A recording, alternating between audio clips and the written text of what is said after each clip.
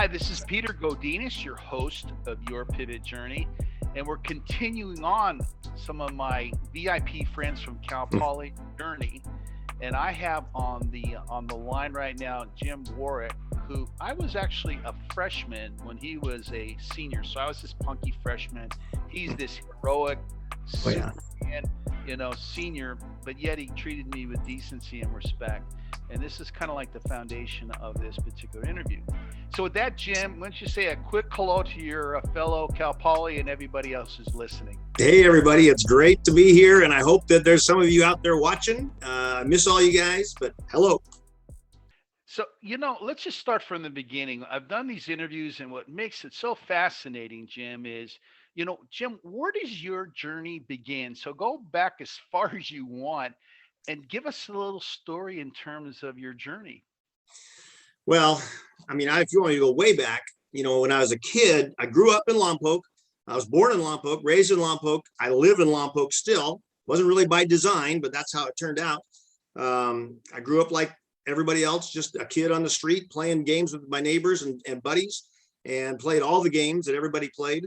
And eventually, when I got to about the middle school age, I became close friends with another kid, and turned out he could run. He could run very, very well. And our high school coach wanted him to come out for the cross country team. And since he was going out for cross country, I figured, well, I'll go out for cross country too. I thought I was going to be a high school basketball player. I was about 5'1" when I started high school. I thought I was going to be a high school basketball player and a golfer. And so I ended up going out for cross country with my buddy and a couple other buddies that came out. And time went on, and we got pretty good. Compared to those guys, I was pretty okay, but compared to most kids, I was pretty good.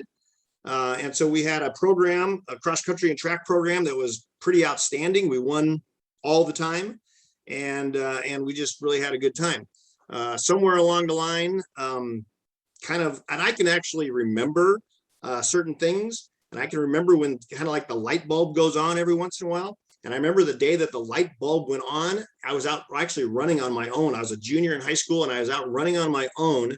And the light bulb went on, and it said, you know what, you could do this after high school. And so that's when I kind of realized that I wanted to continue to run. It wasn't just something I was going to do until high school. I was going to continue. And eventually, I got to be a senior, and I started looking at schools, and I was lucky, and I found Cal Poly. I should say I was lucky because of my dad. In reality, I was a little confused as to where I wanted to go to school. And eventually my dad said, let's go look at Cal Poly. We'd never been up there. I'd gotten a little bit of information from them, but not that much. There was a school down south that wanted me to come to school. They were really bad. They were a good school. They had a good coach. And I just didn't love the idea of living in Los Angeles. And so he said, let's go to Cal Poly. I went up there, met the coaches, fell in love with the school. And I went to Cal Poly. Had my whole Cal Poly career, and I'm sure we'll talk a little bit more about our Cal Poly lives. And then finished there. Peggy and I were married during our time at Cal Poly. When we graduated from school, she had a degree in this new area of study, basically computers. In the late 70s, that was kind of a new thing. I wanted to be a teacher. There weren't a lot of teaching jobs, but there were a lot of computer jobs. She got a job in Santa Barbara, California. We moved down there for about 2 weeks, realized way too expensive to live here. She said, why don't we go to Lompoc? I can commute. It's about a 50-minute drive, and we can afford to buy a house. And that's what we did. We moved to Lompoc, bought a house. I worked for a year at a diatomaceous earth plant. I was a laborer, and I worked pretty hard there. It was a place I had worked during the summers while I was going to Cal Poly, and it was good living. And I worked there for a year until a job came open in Lompoc Unified. I took the job teaching, and eventually coaching jobs came available. And I was lucky enough to teach for 36 years and coach 33 seasons as the boys cross country coach and about 35 seasons as boys and girls track coach. And today, Peggy and I are both retired. We have 4 kids. We had one when we were in college. Those of you who remember, we had a little girl, and that little girl now is also a teacher. She's about in her 22nd year of teaching middle school, I think. She lives in Las Vegas, and she has 3 siblings, all of whom have grown up. 3 of our 4 kids are Cal Poly grads, which is pretty cool. And that's kind of where we're at. life is good. We travel a lot, and we, at least when there's not COVID, we travel a lot, and we do the best we can to see as many people as we can and have fun. No, excellent. That was a really good summary. And since you mentioned Lompoc, is it Lompoc High School that you went to? I was a graduate of Lompoc High School, and like I say, it wasn't really by design, but I ended up teaching at Lompoc High School.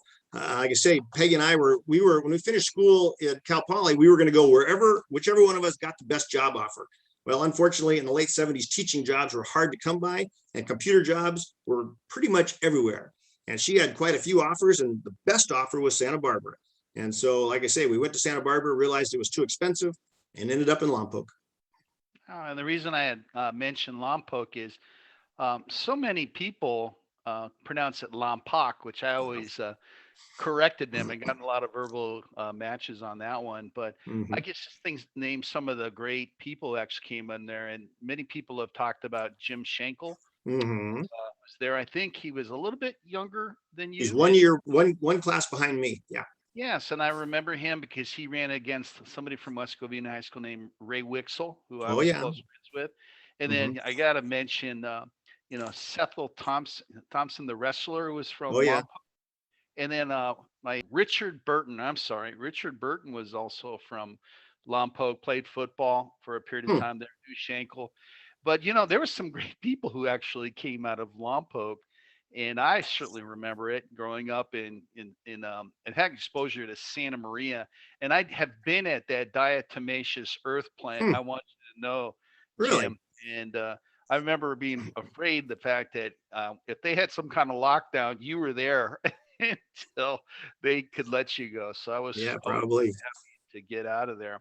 So, with that, just talking about Cal Poly, I mean, what are your best memories of Cal Poly and some of the things that you learned, whether it was some of the people that you actually trained under and with. When you got there, it was Coach Simmons, and then also at the tail end of this really crazy leader named Steve Miller. But give us maybe some bits in terms of when you went there, what did you actually take away that you were able to utilize in life? Well, my Cal Poly career is kind of like two separate careers in a way. I got there as my freshman year. I got there, and we were recruited by the cross country coach at the time was a guy named Larry Bridges. A lot of people don't remember Larry Bridges because he was there only my freshman year. He'd been there for a few years prior to that, but he was only there my freshman year. Actually, a really good coach, young guy, really good coach. And then Steve Simmons was our head track coach. And but Larry left after our freshman year. And he was gone. Of course, he went to Oklahoma State, and so he was gone. And so at that point, then we kind of had a little transition period where Steve Simmons coached us, but there was a young gentleman who was older than us by 6 or 8 years named Eddie Godinez. I don't know if anybody remembers Eddie or not, but Eddie was around. And so Eddie, who had run at Cal Poly several years before I did, he stuck around and really coached the distance runners. And both of those guys, they were great, and they were good coaches, and they were good guys, and I really enjoyed working with them. We had a group of freshmen that came in all at the same time that ended up going through all those years with me, and a couple of other additional guys. So I'm going to name the names of that group of guys. And so and one of them was a guy named Randy Meshlevic. He was a North Torrance kid. A kid named Brian Tracy. He was from up around just north of San Francisco, Redwood High School. And myself, we were 3 freshmen that came in together. And then the next year, Anthony Reynoso came in. He was a transfer from Davis. And then a guy that I heard his name a couple of times in Danny Aldridge's commentary or in his talk was Stan Hockerson. Stan, who's a good friend. And between Stan and Anthony and Brian and Randy Meshlevic, I keep pretty good contact with those guys. But then in 1977, we all finished our eligibility. We all graduated and finished our eligibility, and they all left. All of those either went off to school or they went off to work somewhere. Well, I didn't leave because 2 reasons. 1, I was still working on my teaching credential, and 2, Peggy hadn't finished yet. We had a baby during college. She got, took a little bit of time off, And so it took her a little bit longer to finish than we did. So we were around for 2 more years. And during those 2 years, I really had a chance to bond with a lot of the kids that you know really well, the Capriottis and Jeff Small and Danny Aldridge and Manny Batista and all those guys. And of course, Jim Schenkel. And so I kind of had 2 different groups of friends, or 2 different lives almost at Cal Poly.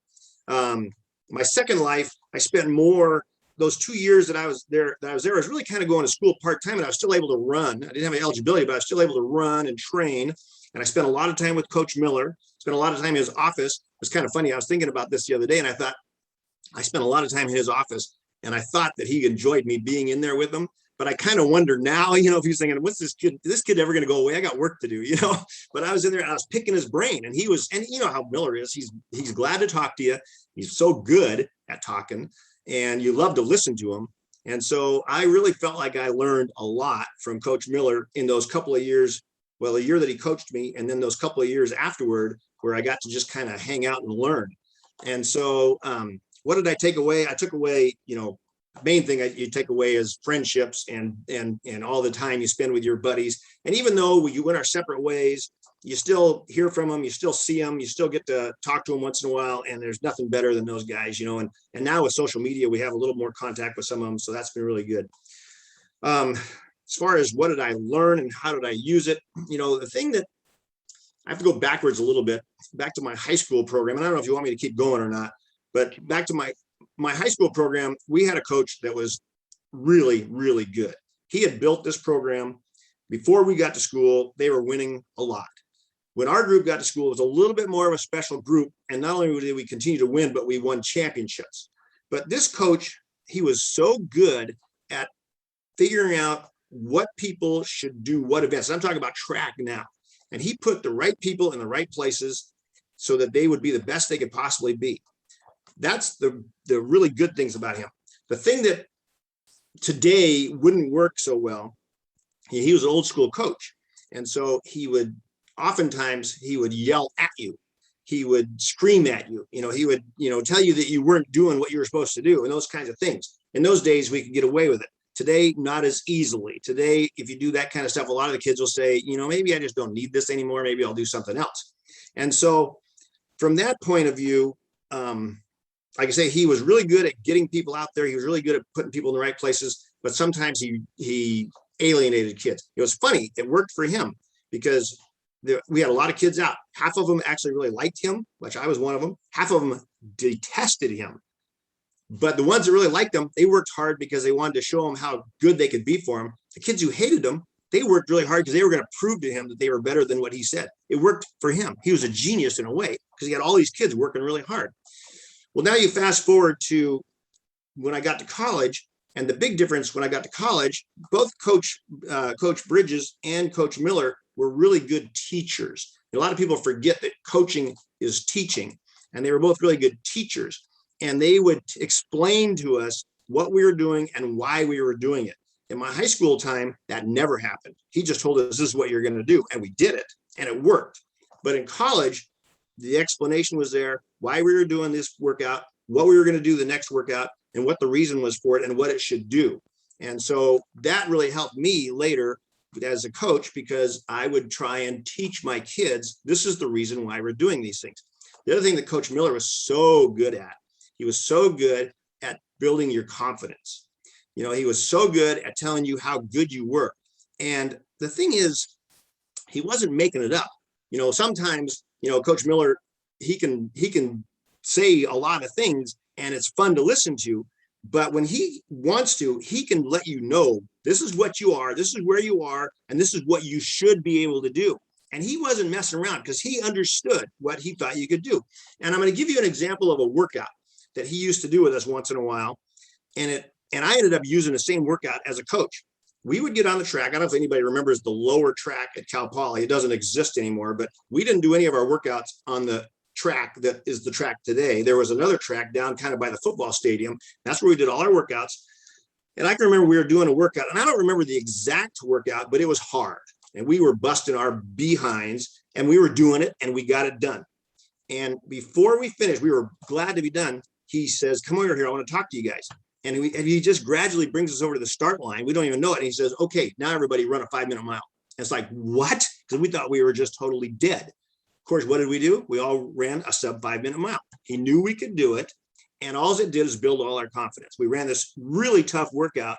And then when the workout was over, no, it wasn't over. You're still going to do something else and prove that you can do it. And so those kind of things, made you feel a lot better about yourself, and you'd go home and you're exhausted and tired, but you knew there was more in you than you thought. I used that workout as a coach. I can remember my first season coaching. I was a young guy, 1982, put the kids on the line, had them do this whole workout, brought them over to the start line. And I didn't have them do a 5-minute mile because that wasn't quite what the level they were at, but I had them do a 6-minute mile. And I can remember one kid turning, and I still remember it. This is 1982. So that's 40 years ago almost, turning and looking at his buddies and saying, is this guy nuts? And guess what they did? They all ran a 6-minute mile. And that kid ended up finishing second place in CIF and cross country a couple of years later. So, it just, if you do it right, you can help the kids to achieve what they might not have thought they could achieve. And Coach Miller was really good at doing that. No, I'll build on that, meaning how important it is for us as mentors and coaches to have somebody go through a painful situation, but yet make them feel good about what they do. And I'll just say that's like part of the magic, Jim, that I'll build on. And I can't help but make sure I do a shout out because, there's not only you, but you mentioned Randy Mislovic, who, gosh, he worked for IBM, then he disappeared. So I'm hoping he gets the chance to see that we're honoring him and talking about him because he was significant. He had enough gall to try to wrestle with me, and I was, granted, I was a freshman, but I was pretty physical. And I gave him a football and saying, I don't want to hit anybody, but he was always trying to spark that, That's with pretty good. Anthony Reynoso. I didn't know somebody could run distance with as big a beard as he could. Yeah. So again, the famous Brian Tracy, I remember you guys were running this relay. It was overnight, and you guys were responsible for running a mile every hour or something like that. We did. He basically was out in a dream, and in 15 seconds, Ryan, you're up, and he ran the fastest time half asleep. Yeah. So I just share that, and hopefully you'll pass it on to Randy and all these people who I have lost contact with, and knowing what a significant time. And Jim, I don't know if I'll keep this in the interview, but you would bring the Chicago factor in this and bring these bodybuilder look, John Capriati and Jeff Small, who look more like assassins than they did. And Ron Martin. Oh my gosh, what was gonna happen to this team? So you were at the pinnacle point of a transition from big time Simmons, who I think did a really good job. He produced some champions. He did. But you were the start. You were a part of the start of what was going to happen the next 2 years and up to 2. So that's why I'm saying that the people I'm trying to connect with are the ones who started in 1975 and all the way to 82. Because I call it the spirit of Miller also transition into that. Right. And then in 82, Matt Vukisevich, Vernon Celez. I mean, I miss Mark Keyboard didn't really have a Steve Miller coach, but those fumes actually carried over in 82. Yeah. So I want to kind of do a shout out to to the people you started with. Yeah. And state the fact that you guys were so instrumental. Yeah, Mislovic, you picked on me all the time, but I fought back. That always made me feel good. So with that, I hope you'll pass on. Again, Stan Hawkerson was acknowledged by Danny Aldridge. And I know I'm forgetting, Eddie Godinez was actually the interim coach. Right. There was no Steve Simmons. And Right. There was no Coach Miller. Yeah. And, so I'm always convinced, Jim, that had Coach Miller been there or Steve Simmons, because Steve Simmons, like, he only took second in state. Big deal. I'm looking for world champions here, and you look like a super wrestler. Right. So anyway, I want to do a shout out to that. But again, back to you in regards to the fact that you are, to this day, I'm sure you just showed it, that you treat everybody, freshmen, people who maybe won't be state champions, CIF. Maybe they'll finish a year and they'll just be great parents, or they'll be attorneys or doctors or work at a diatomaceous earth You're right. plant. You're I right. mean, you know, Right. Jim, that's why I'm doing this interview with you. So I guess just in probably before I close, I want to make sure we take a moment just to acknowledge your wife for her technical skills Mhm. being able There to you do go. this Zoom call, because obviously her degree really helped us out here. It We helps use me for sure. we use the phone to make it all happen. But Right. can you do a little shout out to your bride, Peggy? I did not get a chance to know her, so I'm looking forward to you talking about her. Okay. Well, yeah, here's the deal with Peggy. So Peggy and I, it's funny. People ask how long we've been together. Well, we were in first grade together. So we've known each other for 60 years. We've been married for 47. But, we became close friends in high school, and eventually we started dating. And eventually, of course, we got married. We did not too long after that. We started having babies. We had one baby, and then we ended up with four. She's a rock. She's just so solid. She's an amazing mom. She's an amazing grandma, and she's also way smarter than I am. And so she has really helped as far as the directions we've gone. We've been really lucky. We've got great kids. We've got great grandkids. We have 6 grandkids now, and she's been like I say, she's right in the middle of all of that. She's been she's been for me. So my entire life, I was running basically. When we got married in college, I was a runner. She would go to the meets she could go to. We got out of school. Wasn't too long before I started coaching. And I was a teacher for 36 years, and I coached all of those years. And she loved it, but at the same time, she was ready for me to stop doing it because, I was gone every Saturday. When the summers, we were working with the kids in the summers. We're lucky. We own a home up in the mountains. That's I'll give Coach Miller a little bit of credit for that too, because after I had graduated, but he was a relatively new coach, he started taking the distance runners up to Lake Tahoe in the summers for a summer training. And I would go. And while I was up there, I started, I really like these mountains. I really like the mountains a lot. So eventually Peggy and I were able to buy a place, not at Lake Tahoe, but up in the mountains. And so in my coaching years, we started taking my team up to the mountains for about 5 or 6 days at a time. And she would always go. And so she would help cook the dinner. She would help clean the places up while I was out running around with these kids all over the mountains or whatever. So she's always been there. She's always put up with what I was doing and all that.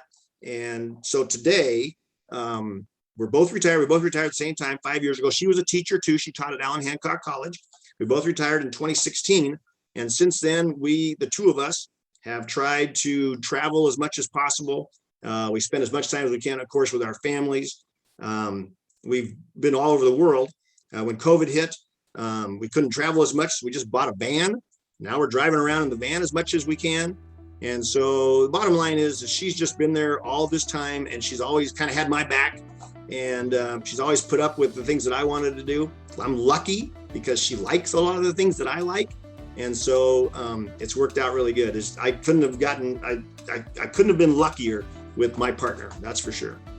Well, I was so glad, and again, just to even segue slightly in terms of honoring your wife, but during our time frame there, I really believe that in 76, 75 was the start of the pioneer of some of the women track runners we had. Mm-hmm, mm-hmm. You and I were in a time where Title IX? Title IX was actually in place. And so there are people like Jenny Ruda Johnson, who we did an interview with, but just an ability to honor women and get them into this wonderful sport. So again, that's another symbolic part of the history that I began with you. And then you fast forward, Jenny married Jan Johnson, and they got a world-class pole vaulter and a son who is just an all-around good-looking sports person, which is actually important than being athletic. Yeah. With that, Jim, we're running out of time here, but I want to thank you time you said and being able to pour your heart out and give our audience and a lot of people who you train with are going to watch this, and I hope you'll share it with everybody who are people who are you're mentoring. So with that, Jim, I'm going to say goodbye, and we'll see you next time.